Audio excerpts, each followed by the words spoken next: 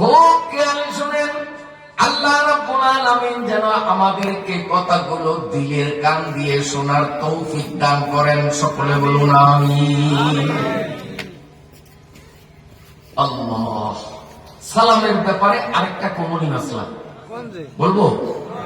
আচ্ছা, অনেক সময় আজকাল নাই, সিটির প্রচলন তো এক পর্যায়ে মোবাইলে খাইয়ে দিছে। মোবাইলরা সাইয়ে মোলেক দা একি তরকে আলা জিম্বে বায়াদ আয় আমি। মোবাইলরা মারে কাতেল মিসুমার তাতুয়ানি আজ মোবাইল কুন হাজার মারে কাতেল সোয়ে গোরেস্তাবুরাত মোবাইলা তো সোয়ে জাহান্নাম বুরাত। বর্তমানে কলেরা, বসন্ত কি তার চেয়েও মারাত্মক রোগের নাম হইল মোবাইল। এটা কলেরার থেকেও সিরিয়াস, এটা বসন্তের থেকেও মারাত্মক। পড়া সাপ, দ্বারাই সাপ, বিষাক্ত সাপের থেকেও মোবাইল মারাত্মক, ঠিক না বেঠিক? তার কারণ সাপে যদি কাউকে আঘাত করে, এই সাপ ওই লোকটারে কবরস্থান পর্যন্ত পৌঁছাইয়া দিতে পারে। পড়া সাপে সবল দিছে, এটা বাঁচবো, এটা কই যাইব? কবর।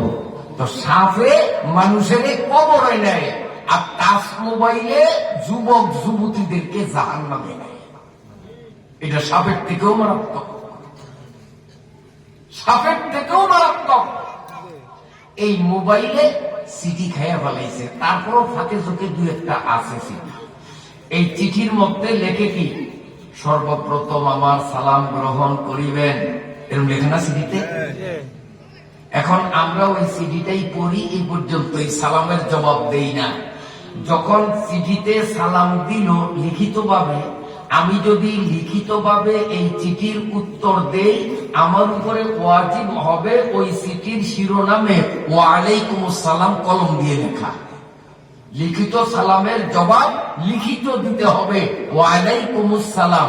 আর যদি মনে করি যে আমি এই চিঠির উত্তর লিখব না, দেব না, তাহলে আপনার উপরে ওয়াজিব, যখনই আপনার প্রতি আমার আন্তরিক সালাম রহিল, এতটুকু পড়ার পরেই বাকি সামনে একটা অক্ষর না পড়িয়া ওয়ালাইকুমুস সালাম বলিয়া সালামের জবাব দিতে হবে। এরপরে চিঠির বাকি অংশ পড়তে হবে। এগুলো তো আমাদের জানা নাই। আমার ভাইরা বাবাদেরা, কান করিয়ে শুনুন, আমার আল্লাহ কোরআন শরীফের মধ্যে শুধু ঈমানদারদেরকে ডেকে ডেকে বলতেছেন, ইয়া আইয়ুহাল্লাযীনা আমানু দুখুলু ফিস-সিলমি কাফা। আল্লাহ বলেন, ও ঈমানদারেরা যারা পড়েছো লা ইলাহা ইল্লাল্লাহু মুহাম্মাদুর রাসূলুল্লাহ। রব্বুল আলামিন বলেন, যারা এই কলেমা পড়ে ঈমান আনয়ন করেছো, দুনিয়ার শিক্ষিত মূর্খ আলেম সাধারণ লোক, জেলে চাষি ব্যবসায়ী, শিক্ষিত মূর্খ জোয়ান বৃদ্ধ নারী পুরুষ, যারাই পড়েছে লা ইলাহা ইল্লাল্লাহু মুহাম্মাদুর রাসূলুল্লাহ। আল্লাহ বলেন, এই কলেমা পড়ে যারা ঈমান এনেছো, আমি তোমাদেরকে বলি, শুধু হুজুরদেরকে বলি না, শুধু মাদ্রাসার তালিবে ইলমদেরকে বলি না, আমি সবাইকে ডাকিয়া বলি, উদখুলু ফিস-সিলমি কাফা। তুমি যখন নিজের মুসলমান মুমিন বলিয়া পরিচয় দাও, আমি আল্লাহ তোমার উপরে বিধান চাপাইয়া দিলাম, ইসলামের সকল বিধানগুলো তোমার মানা লাগবে। একটা বিধান বাদ দেওয়া তোমার জন্য ঠিক হবে না। উদখুলু ফিস-সিলমি কাফা, ইসলামের মধ্যে পুরোপুরি ঢোকো। ইসলামের আংশিক মানবা, আংশিক মানবা না। বিয়া করা এটা ইসলামের আইন, বিয়া করবা, কিন্তু বিয়ার মধ্যে বেপরদা হওয়া বিয়ের মধ্যে গান বাজনা হওয়া, বিয়ের মধ্যে গেট আটকাইয়া মেহমানদের থেকে টাকা নেওয়া, বিয়ের দিন নতুন দুলারে বালে মেয়েদের দ্বারা হাত দৌত করানো, ইয়ারকি মশকারি ফাজলামি করা, এগুলো কিন্তু ইসলামে নাই। যখন তুমি নিজের মুমিন বলো, পুরাপুরি ইসলাম মানা লাগবে। আমি বলতেছিলাম আমাদের মানুষের মধ্যে কথা কিন্তু গোড়া ঠিক রাখবেন, 95 কিলোমিটার দূরে গেলেও গোড়া যেন ভুলে না যায়। আমাদের দেশে কিছু মুসলমান মুখে দাড়ি রাখে না, বলছিলাম না কিছুক্ষণ আগে, সেখান থেকে মহাজন বাড়ি ছিলাম, সেই কথা আসছে। আসেনি দাড়িবিহীন মুসলমান? নাই নাই নাই, কথা কয় না, আছে। আবার কিছু মানুষ দাড়ি রাখে, আসেনি? এখন যারা দাড়ি রাখে না তারা ইসলামের আইন মানল না, আর যারা দাড়ি রাখলো তারা ইসলামের আইন আল্লাহর হুকুম মানছে, কিন্তু অনেকের দিকে লক্ষ্য করলে দেখা যায় নবীর তরিকার দাম দাঁড়ে না। বলবেন কেমনে?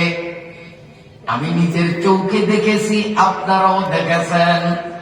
বহু মানুষ যাদের মাথার চুল সাদা হইয়া গেছে, মুখের দাড়ি সাদা হইয়া গেছে, নিজের জোয়ান জোয়ান বুঝাইবার জন্য, নিজের মানুষের সামনে যুবক বলিয়া উপস্থাপন করার জন্য মাথায় কালো রং দেয়, দাড়ি আর মুছে কালো রং দেয়। আপনাদের দেশে নাই মনে হয়? খেজাব কলম, আপনারা কি কোন জানি না, কলম। ভালো করিয়া শোনেন, যাহাদের মাথার চুল কিংবা দাড়ি সাদা হইয়া গেল, এইটাকে যদি কালার করতে আপনার মন চায়, ইসলামে শরীয়ত একটা কালারের অনুমতি দিয়েছে, সেটা হলো মেহেন্দির কালার। মেহেন্দি লাগাইয়া চুল দাড়ি মোছ লাল করতে ইসলামে নিষেধ নাই। কালো খেজাব দেওয়া ইসলামে হারাম। দাড়ি রাখিয়া সেই দাড়ির মধ্যে কালো খেজাব লাগাইলো, ইসলামের আইন মানলো, নবীর তরিকার তোয়াক্কা করলো না, এই দাড়ির কোনো মূল্য আল্লাহর কাছে পাবে না। এই জন্য দাড়ি আর চুলে কালো খেজাব আমরা দেব। সবাই একমত? সবাই একমত? খেজাব না দেন কোনো অসুবিধা নাই, যদি দিতে চান তো এই মেহেন্দি লাগান, লাল হবে। নাপিতের দোকানে যায় কালো লাগান কেন? যে মানুষ আমাদের জোয়ান জোয়ান ঠিক, তাইলে এটা এক কিসিমের ধোকাবাজি। ধোকাবাজি না? নিজে হইছে মুরব্বী, এখন সমাজের দেখায় আমি এখনো মুরব্বী না, আমি এখনো চাই না। এটা ধোকাবাজি কিনা আপনারা এই করুন।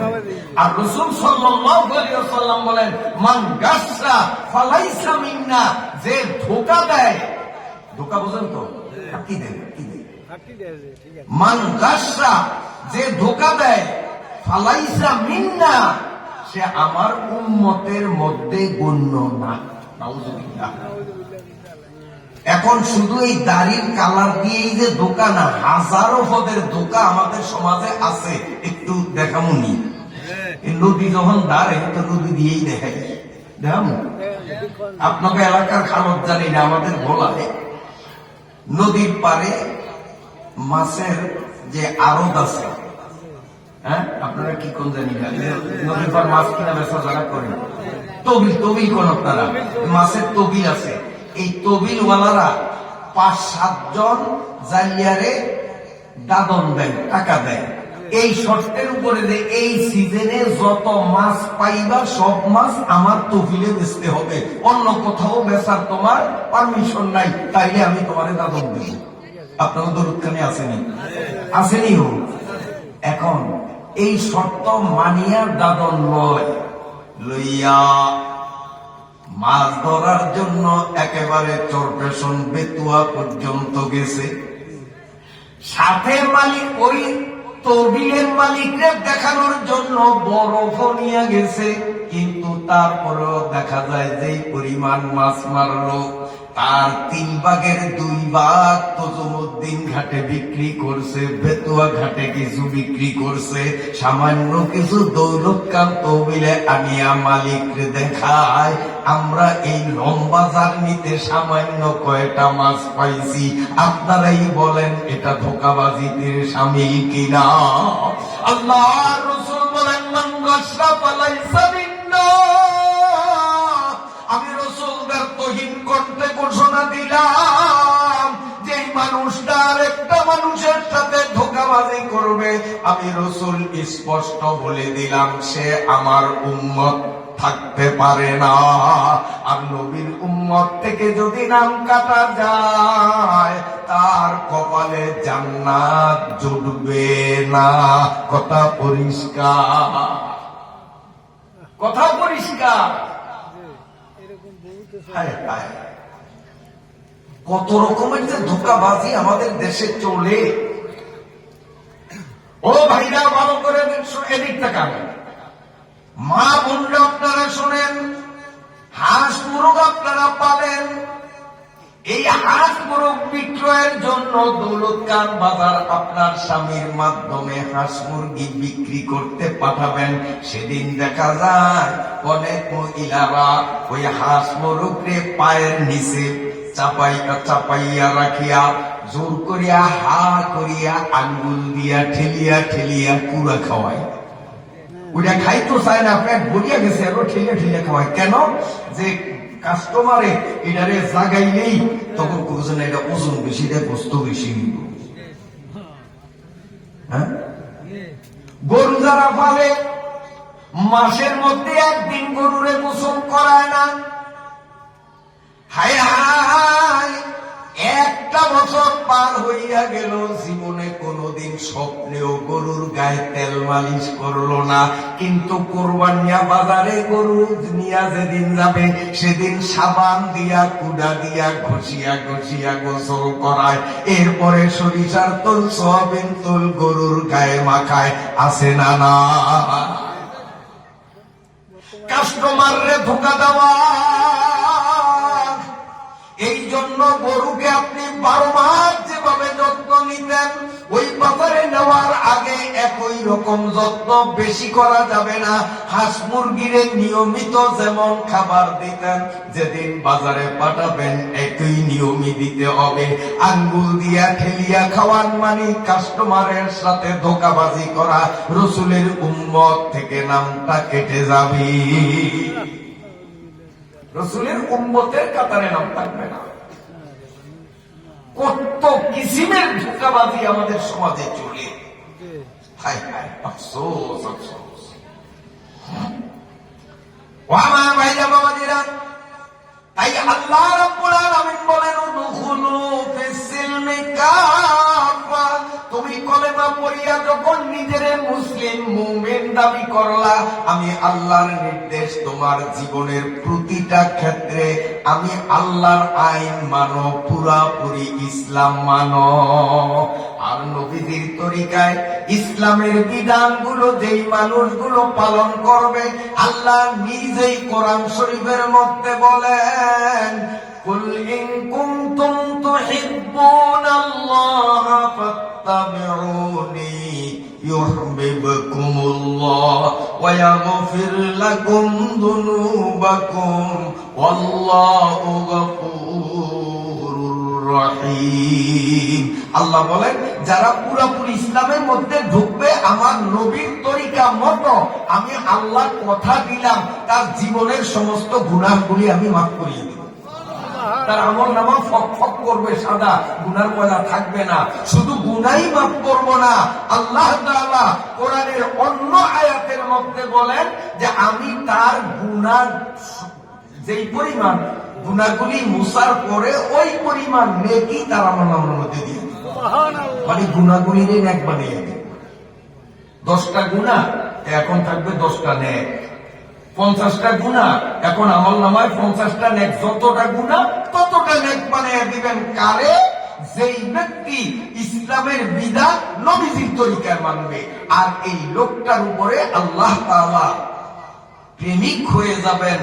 লোকটাকে আল্লাহ তাআলা নিজের বন্ধু বলে ঘোষণা দেন। সুবহানাল্লাহ, সুবহানাল্লাহ, সুবহানাল্লাহ। আপনাকে ঘুমাইছেন?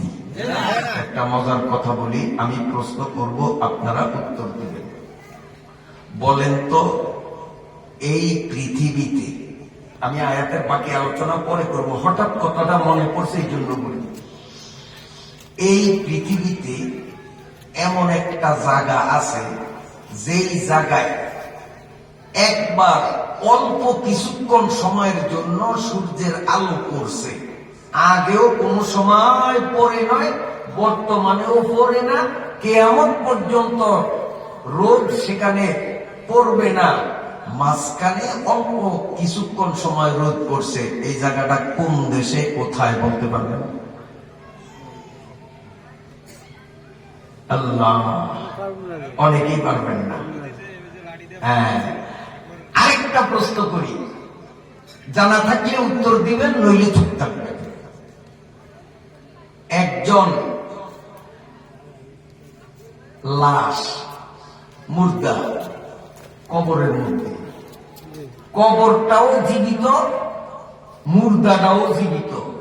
এই জীবিত কবর, জীবিত মুর্দারে নিয়া আল্লাহর জগৎ ঘুরিয়া ফিরিয়া এই জিন্দা কবরটায় জিন্দা মুর্দাটারে ঠেলিয়া আবার দুনিয়াতে পাঠাইয়া দিছে। ওই জিন্দা মুর্দাটা আবার সমাজে বসবাস করিয়া স্বাভাবিক নিয়মে মৃত্যুবরণ করছে। কথা বোঝেন না? আচ্ছা, এই প্রশ্নটা কি সহজ না কঠিন? কথা বোঝেন না? সহজ না কঠিন? কঠিন। আরেকটা প্রশ্ন, এই পৃথিবীতে এমন জেলখানা কোন দেশে, কোন রাষ্ট্রে, যেই রাষ্ট্রের রাষ্ট্রপতি, রাষ্ট্রের মালিক জেলখানার কয়েদিরে হুকুম দিছে, কয়েদি আমার জেলখানার মধ্যে যতদিন তুই থাকবি একবারও নাক দিয়া দম ফালাইতে পারবি না, একবার দম টানতেও পারবি না। ওই রাষ্ট্রের মালিকের নির্দেশ মানতে গিয়া জেলখানার আসামি মাসের পরে মাস জেলখানার মধ্যে কাটাইয়া দেয়, কিন্তু একবার দম ছাড়েও না, একবার দম টানেও না, নাক বন্ধ, কিন্তু আসামি মরেও না, স্বাস্থ্যের অবনতিও হয় না। বলেন তো এই রাষ্ট্রটা কোথায়? রাষ্ট্রপতি কে, আরে আসামিটা বাকি আল্লাহ। এটা আরো সহজ না কঠিন? এটা আরো কঠিন না? একটা মানুষের নাক বন্ধ করলে 1 মিনিট থাকাই তো মুশকিল, মাসের পরে মাস থাকতেছে, তার কোনো কষ্ট হয় না, অনায়াসে। এই প্রশ্নগুলি কে করছে, কারে করছে, উত্তরটা কে দিছে? আপনাকে শুনতে মন চাইনি? ইব্রাহিম দেহলভী রহমতুল্লাহ আলাইহি আহসানুল মাওয়াইজ নামক কিতাবের মধ্যে লিখেছেন, 60টা ইহুদি, ওই নেতানিয়াহুর পূর্বপুরুষরা, অসভ্য পাজি মানব জাতির কলঙ্ক, বর্তমান জমানার নমরুদার ফেরাউন, এই পাপিষ্ট নেতানিয়াহুর পূর্বপুরুষ ইহুদিরা। হযরতে ওমর যখন অর্ধ জাহানের খলিফা, তো ওমরের দরবারে আসিয়া কয়, ওমর তোমারে কয়টা প্রশ্ন করব, যদি আমাদের প্রশ্নের উত্তর দিতে পারো তোমাদের কোরআনের আয়াত দিয়া, তাহলে তোমরা ইসলামের দাওয়াত দাও, আমরা ডিস্টার্ব করব না। আর যদি আমাদের প্রশ্নের উত্তর কোরআনের আয়াত দিয়া দিতে না পারো, তাইলে আজ থেকে ইসলাম বন্ধ, ইসলামের কার্যক্রম আর চালাইতে দিব না।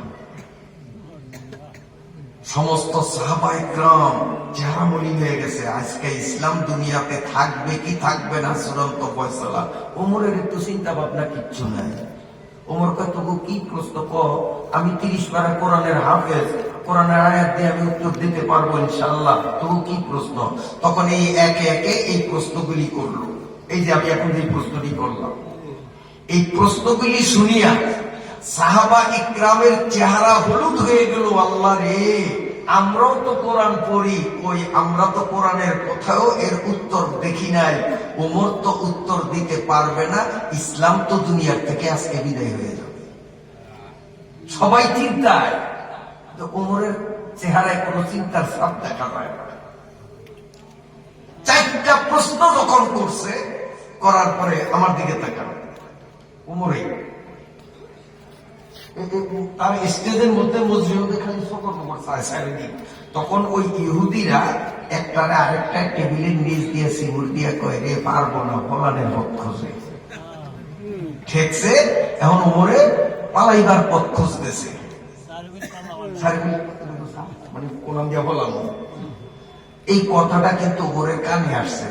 আপনারা কি জানেন ওমর কি একবারে বিজাবিলির মতো নরম না চেতা মানুষ? শয়তানেও ডরায়। যে রাস্তা দিয়ে ওমর যায় 40 দিন ওই রাস্তার ধারেও যায় না শয়তান, এত ডরায় ওমরের। এই মানুষটা নরম না গরম? যখন কানে আসছে উনি চিৎকার করে ইহুদির বাচ্চারা কি বললি আমি পালাবার পথ খুঁজি? সব সমস্যার সমাধান দিতে পারে আল কোরআন। তোদের এই প্রশ্নের সমাধান কোরআনে আছে, আমি দিতে পারি ওয়াক্তুর ব্যাপার, কিন্তু আমি পালাবার জন্য পথ খুঁজছি না। আমি দেখি যে আজকের স্টেজে আমার দরবারে বড় হুজুরে আছে কিনা।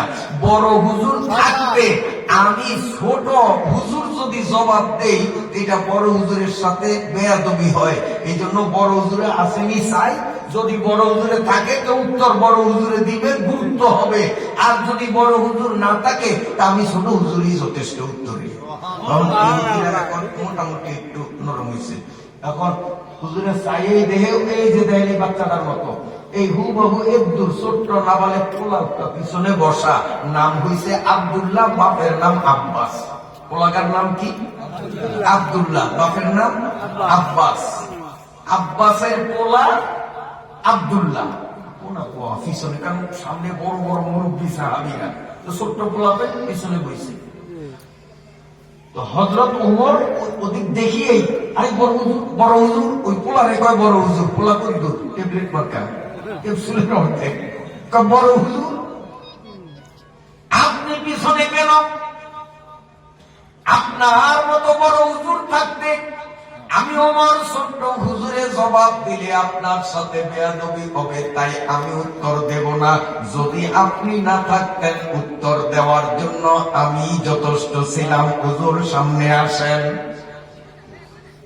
হযরত ওমর রাদিয়াল্লাহু তাআলা আনহু বলেন, হে ইহুদির বাচ্চারা শুন, আমি ওমর বয়সে মুরব্বী, চুলদারি সাদা হইয়া গেছে। আমি ওমর গোটা পৃথিবীর অর্ধেকটার রাষ্ট্রপ্রধান। আমি একজন বিশ্ববিখ্যাত পলিটিশিয়ান, নেতা, রাজনৈতিক লিডার। আমি মুরব্বী হইতে পারি, আমি রাষ্ট্রনায়ক হইতে পারি, কিন্তু এই ছোট্ট নাবালেক পোলাটা যদিও ক্যাপসুলের অর্ধেক এখনো সাবালেক হয় নাই, এই ছোট্ট পোলাটার মধ্যে কোরআনের যেই পরিমাণ এলেম আছে আমি বুড়িয়া ওমরের মধ্যে তার সিকি পরিমাণও নাই। অতএব এই ছোট্ট পোলা আমার থেকে বয়স ছোট্ট হলেও এলেমে যেহেতু আমার থেকে বড়, আমার নৈতিক দায়িত্ব হলো আমি তাকে সম্মান করা। যার মধ্যে এলেম আছে সে বয়সে বড় থাকুক আর ছোট থাকুক, রিক্সাওয়ালার পোলা হোক আর এমপি সাহেবের পোলা হোক, যা মন চায় তা হোক, যার ভিতরে কোরআনের এলেম সেই হবে বড়। কথা ঠিক কিনা? হযরত ওমর রাদিয়াল্লাহু তাআলা আনহু ইলমের কারণে ছোট্ট শিশু আব্দুল্লাহকে সম্মান করেছে। এখন আমি আপনাদের বলবো জানাজার নামাজ কেমনে পড়তে হয়, কয়টা ফরজ, কয়টা ওয়াজিব, কয়টা সুন্নত জানাজাতে জিজ্ঞেস করলে চুলদারি সাদা বানাইয়া ফলাইছি, অনেকে জবাব দিতে পারবো না।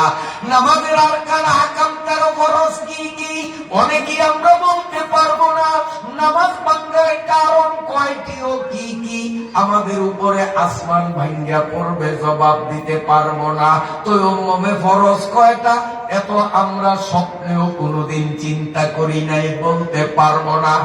আর রওজাতুল কোরআন মাদ্রাসার এই ছোট্ট ছোট্ট বাচ্চাদেরকে যদি বলেন জানাজা নামাজে ফরজ কয়টা, বলবে আপনারা দাঁড়ান, শুধু মুখে বলবো না, আমি আপনাদের সামনে দাঁড়াইয়া প্র্যাকটিক্যালে জানাজা সব সুন্দরভাবে দেখাইয়া দিতে পারবো। আপনারা কোন পারবো কিনা?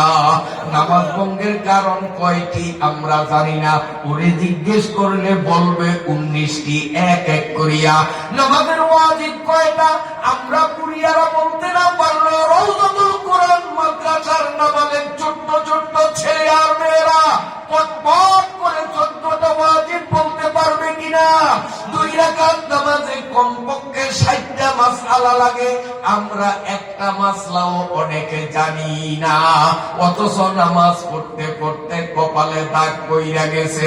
রওজাতুল কোরআন মাদ্রাসার ছোট্ট শিশুরে ডাক দিলে আপনারা বলেন তো 2 রাকাত নামাজের 60টা মাসআলা বলতে পারবে কিনা?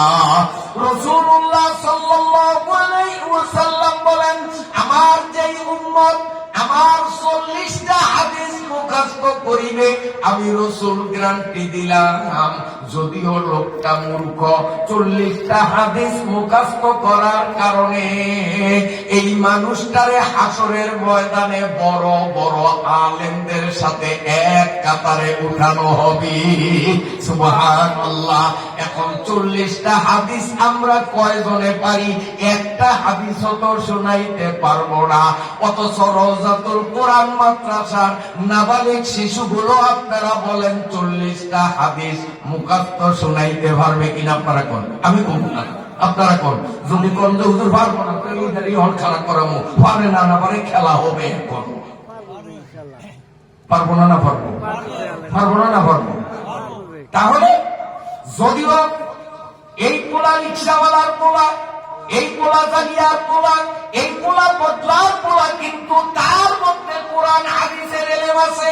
আমি এমপি সাহেবের পোলা, কোটিপতির পোলা, লাখপতির পোলা, কিন্তু আমার মধ্যে সেই এলেম নাই। অতএব আমি মুরব্বী হইতে পারি, ধনী হইতে পারি, নেতার ঘরে জন্ম নিতে পারি, আমার মধ্যে এলেম নাই। রিক্সাওয়ালার পোলার মধ্যে যখন এলেম, আমার চেয়েও তার দাম কম না বেশি?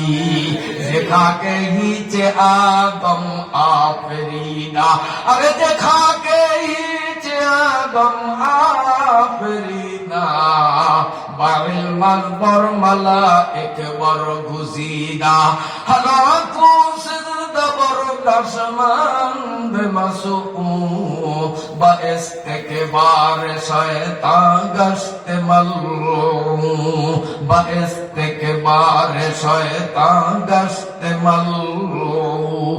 ইবলিস আদম আলাইহিস সালাম থেকে বয়সে বড়, ইবলিস আদম আলাইহিস সালাম থেকে বংশে বড়, ইবলিস বংশেও বড়, ইবলিস বয়সেও বড়। আদম ইবলিসের তুলনায় বংশ নিম্নমানের, বয়সের তো তুলনাই চলে না। কিন্তু আদমের মধ্যে আল্লাহর দেওয়া এলেম ছিল, যেই এলেম ইবলিসের মধ্যে ছিল না। এই জন্য ইবলিস থেকেও আদমের দাম কমছে না বাড়ছে? শুধু ইবলিস নয়, আল্লাহর যত ফেরেশতা আছে, ফাসাজাদাল মালাইকাতু কুল্লুহুম আজমাউন, আল্লাহ পাকের যত ফেরেশতা, এই ফেরেশতারা বংশেও বড়, এই ফেরেশতারা বয়সেও বড়। কিন্তু ফেরেশতাদের সকলের বিবেচনা করলে আদমের মধ্যে যেই এলেম দেখা যায়, ফেরেশতাদের মধ্যে সেই এলেম দেখা যায় না। এই জন্য এই অল্প বয়সী নিম্ন বংশের আদমের সামনে সমস্ত ফেরেশতারা সম্মান দেখানোর চেষ্টা করছে কিনা?